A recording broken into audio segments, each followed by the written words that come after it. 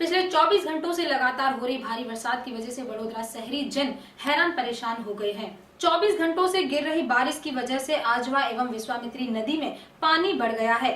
विश्वामित्री नदी करीब 226 फुट तक पहुंच चुकी है। ऐसे में तंत्र ने फायर ब्रिगेड को अलर्ट किया है। फायर ब्रिगेड के सभी जवानों एवं उच्च अधिकारी सभी तैयारियों के साथ निचले विस्तारों में जा चुके हैं। निचले विस्तारों में सभी जरूरतों की चीजों को लेकर अधिकारी अपने फर्ज पे लग चुके हैं। दांडिया बाजार फायर ब्रिगेड के पास पूर्व सांसद एवं स्थानीय कॉर्पोरेटर भी उपस्थित रहे थे।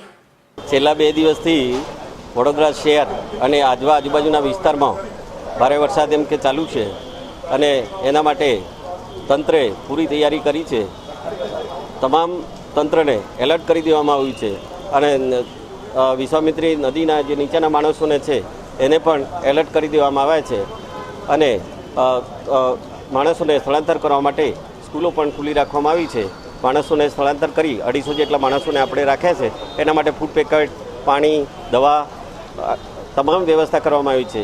રાત્રે ફૂલ લાઇટની પણ વ્યવસ્થા કરવામાં આવેલી છે અને આજવા ખાતે પણ ટીમને એમ કે હાજર રાખવામાં આવી છે અને પાણીના લેવલનું સતત મોનિટરિંગ કરવામાં આવી રહેલું છે અને વિશ્વામિત્રી નદી ઉપર પણ એમ કે અત્યારે 22 ફૂટ જેટલું એનું પાણીનું લેવલ છે।